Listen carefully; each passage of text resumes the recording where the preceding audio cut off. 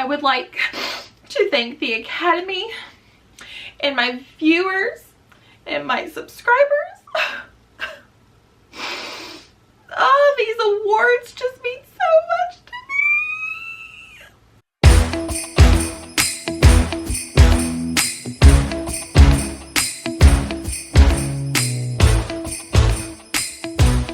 What is up, you guys? Welcome back to my channel. My name is Jessie, and I apologize for the dramatic intro, but welcome to a new video. Welcome to a Bookmas new video, and today I'm here to do something I haven't ever done on my channel before.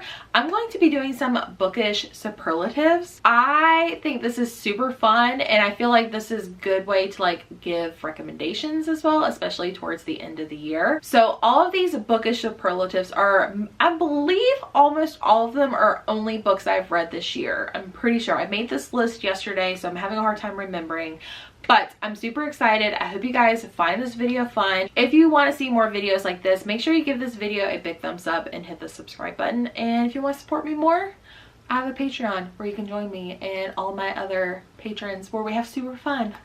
Okay, I went on TikTok and just found a bunch of bookish superlative prompts. So I came up with a list, and it's like over 30 books, so get comfortable. So the first like superlative is most nostalgic read, and I'm gonna say any of the Goosebumps books I read this year. My friend Gwen also has a Patreon for her podcast, Talk Bookish to Me, and she did 2 rounds of the Goosebumps readathon, which was so much fun, very nostalgic, and so I got to read some of my childhood favorites. I always enjoy rereading a Goosebumps book, so this was very nostalgic to me, and this was basically my childhood reads. So the next one is longest unread books on your TBR. So obviously I haven't read them, otherwise this wouldn't be a thing, but I'm gonna say my unread Lucinda Berry books. A lot of these were gifts and I feel so terrible, but I definitely want to get to Lucinda Berry's backlist, so I'm hoping to maybe in the future do a Lucinda Berry like reading vlog and tackle all 3 of these books, because I've heard some really great things about these and I've also heard not so great things, so definitely want to form my opinion. But these have been on my TBR shelf for very long and I feel so bad, so these will be read in 2025. Next is Guilty Pleasure, and Butcher and Blackbird by Bryn Weaver. I loved this book. I felt so guilty for liking this, and I know I shouldn't feel guilty, but this was just such a fun time and I was just so shocked that I loved this book so much. So if you're ever interested in this one, don't feel guilty, pick it up and read it. Next is your quickest read that's over 300 pages, and I'm going to go with Hemlock by Kirsten Modglin. I think this one has multiple different reasons of why I say this is the quickest. Number one, it was the first book I read in 2024. So like, I feel like when New Year's hit, it's like a reset. I'm like, all right, I have to read 100 books. I have to hit my Goodreads goal. So I was definitely flying through this book. Also, it's a popcorn thriller type of book because they're just so fast paced and like nothing too serious about it.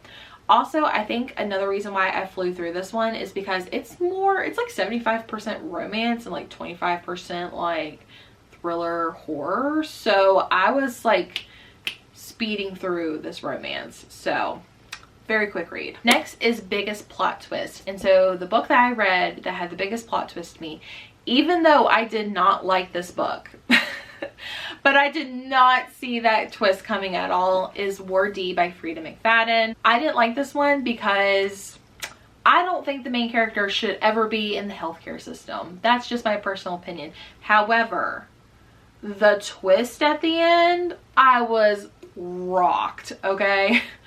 Did not see that coming. Of course, I'm very like oblivious to things, so it's probably just a me thing, but that was a great twist. I loved that. Next is Most Likely to Put You to Sleep, and that is 27 Minutes by Ashley Tate. I actually ended up DNFing this book around 150 pages, I believe, and I could not be bothered to give 1 ounce of care for any of these characters in the story. The premise of this book sounds really good because it's talking about like something that happened 10 years ago of this horrible car accident, but yet when the event happened, it took 27 minutes for this girl's brother to call for help. So everyone's like, what happened during the 27 minutes? Yeah, very, very intriguing, right?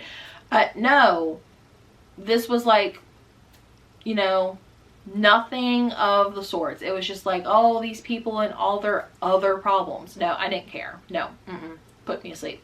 Best characters. This was hard, but also not hard, because I felt like this book was going to be applied to multiple different categories. But Emma and Justin just like absolutely stole my heart. I absolutely loved them.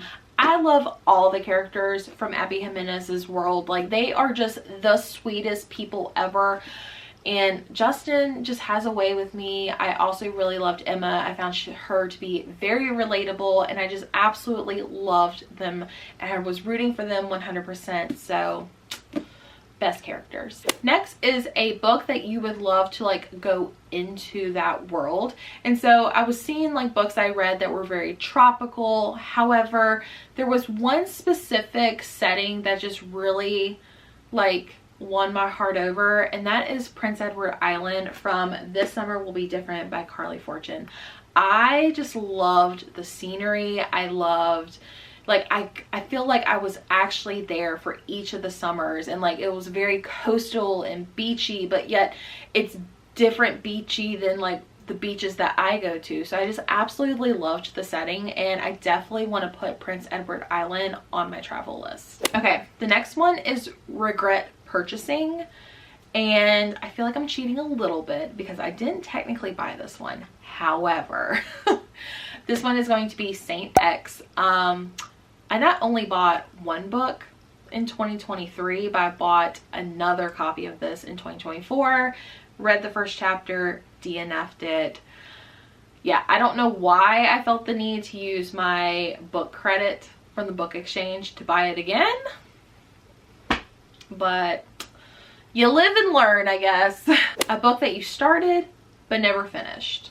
I'm gonna go with The Passengers by John Mars. I read this one during the Sirac the Night readathon, which was so much fun, but it was definitely one outside my comfort zone because I don't typically read a whole lot of sci-fi, but I'm trying to like dip my toes into it. So I definitely felt like this one was very interesting and intriguing, but around the 100-page mark I just couldn't get into that book anymore. And I was in the middle of like a very, you know, fast-paced readathon, so I put it off to the side. So I could definitely see myself picking this one back up, and it was from the library, so I didn't feel that guilty. So next is an author that you own the most books from. I'm going to exclude Stephen King because this whole bottom shelf is nothing but Stephen King books, but they're all my mother's. She gifted those to me, so I have not read hardly most of those, but I definitely want to read them at some point. So if you exclude Stephen King, the author that I probably own the most books from is Riley Sager. I chose to showcase Middle of the Night because this is the 2024 release. This is also the book that I read in 2024. I also read another book by him, but this is the one that came out in 2024. But I own all of his work under Riley Sager, so I'm very excited to continue reading his, even though this one was kind of a disappointment to me. Next is Prettiest Cover That You Read This Year. So again, I didn't really like this book that much. I felt like it was just okay and gave it 3 stars, but the cover is stunning, and this was actually a birthday gift from Gwen, and it is The Thicket by Noelle Illy. I just absolutely love the colors, love the scenery. It's at a carnival, the sunsets. I definitely love like scenery type photos. So this is the prettiest cover that I read this year. Next is Best Couple That Has Your Favorite Trope. I bet you were thinking I was going to pull up another Abby Jimenez, so which could be a contender. However, I gotta throw out the book that I just finished, which is Along Came Holly by Cody Hall. If you have not read anything by Cody Hall, highly recommend you give her a shot. Best Christmas romance books I've ever read. This one has, so like my favorite romance tropes are definitely like friends to lovers, but also like grumpy sunshine. And so I just read this one, so I'm kind of coming off a 5-star high, but this one is like grumpy sunshine, a little bit of like Grinch, and then like enemies to friends to lovers. So this is my favorite. I absolutely loved this couple. definitely recommend checking out the series. A book you read this year that needs a film or show adaptation, and that is going to be The Hitchcock Hotel by Stephanie Warble. This was so atmospheric, like the vibes. Yes, this was so good. I really enjoyed this one. I also got to interview the author and kind of learn a little bit more about her thought process and everything that went into the making of the Hitchcock Hotel. But I can just like picture this as like a movie set with all of the like Hitchcock memorabilia, the characters. I just think this would be an awesome movie or show, like a limited series in that case. But yeah, this one needs to see the big screen. The next is Best Antagonist, and I'm gonna say Alfred from the Hitchcock Hotel. I just found his character to be so compelling and interesting. I love a good like antagonist. Like I just love his character and like his whole thought process behind everything. He's definitely not a great guy, but he's also not a bad guy, if that makes sense. So I like he definitely burned something in my brain this year. The next one is Best Audiobook. I actually have two answers for this. One is a short story and one is a full-length novel. The short story is One of Our Own by Lucinda Berry. This one, fully produced, you literally sound like you're on the phone talking to these characters. It was so good, very compelling. And then the next one is going to be Listen for the Light by Amy Tantera. This is one I did not really have any expectations going into it, but like not only does it have podcast elements to it, however, the narrator, when talking for the grandmother in this one, absolutely loved this one. This is definitely a thriller that really like wowed me and like exceeded the zero expectations I had for it. It was also my first Paw Print Pals buddy read, and I really enjoyed this one, and I feel like everyone else did as well. So highly recommend checking this one out on audio. All right, the next one is a book that needs a sequel, and I feel like I'm cheating ever so slightly because there is a sequel coming out. But I mentioned Butcher and Blackbird, but I'm going to say Leather and Lark because the third book, which I think is Scythe and Sparrows, I believe is the title, but that one's coming out in 2025, which I'm very much looking forward to. I hope I love it because this one was a little bit of a letdown, and then the other one like was amazing. So I am expecting really good things for the third one, and I'm so excited to read it. I found this next one kind of interesting and challenging at the same time, but it is Best Non-Human Character. And so looking through the books I read in 2024, that goes to none other than Other Mommy and Incidences Around the House.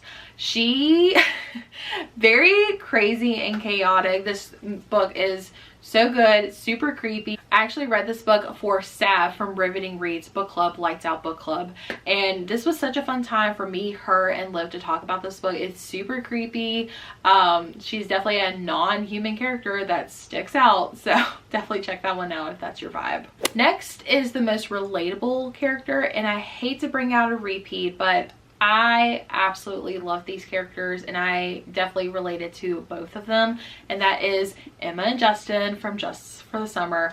I love how Justin just went above and beyond for Emma, and like I feel like the way, like his love language, I feel like I relate to as well. And then there's Emma, who definitely has her own struggles in her life, and I can definitely say like I relate a little bit to what she goes through, but not to this extreme. So I definitely feel like both couples I related to, and I feel like that's it. They were just perfection. The next book is The Best Cliffhanger. Like definitely a book that made me like have questions at the end and kind of made me speculate my own thing and ask other people. And I know a lot of people are going to not agree with this or not like this book, but I loved it. I had so many questions afterwards, and that is The Teacher by Frida McFadden. That last chapter though, I remember driving and I was like, what just happened? So yeah, definitely like a really good, like I wouldn't say it's the best plot twist, but it's definitely because of the position in the book where it's at the very end without any clear clarification of who, what, when, where, how. it gets this award. Next is the book that you least expected to actually like, and you did end up liking. So I actually have 2 books for this. The first one is All Good People Here by Ashley Flowers. I own the book, but for some reason it's not on my bookshelf, and I really hope I did not unhaul it because I didn't want to get rid of it. So, but this one was really good. I heard terrible things about this book, and so I was very hesitant on reading it. So I formed my opinion.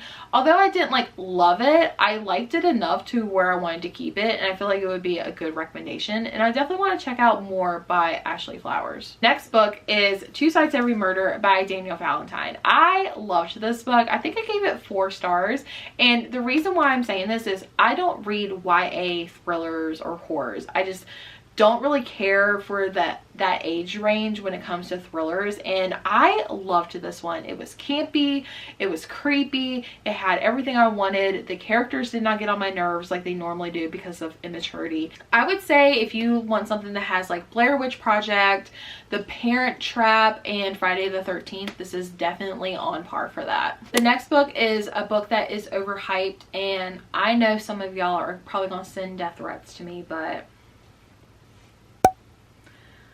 I don't get it. I don't get it. I don't want to get it, but I don't get it, and I'm concerned. But no, in all seriousness, I just feel like everyone has talked about this book, and I just don't know if it's like not my vibe, but I just don't understand why people are like swearing by this. A lot of people said they love the other books in the series more than the first one, but like no.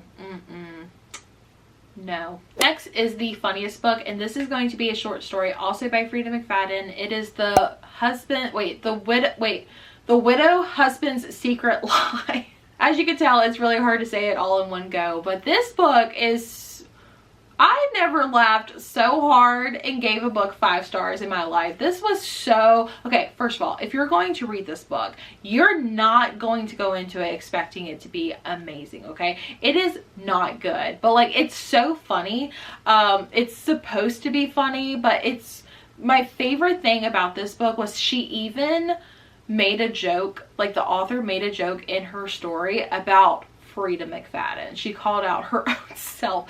But this book is ridiculous. I was dying laughing.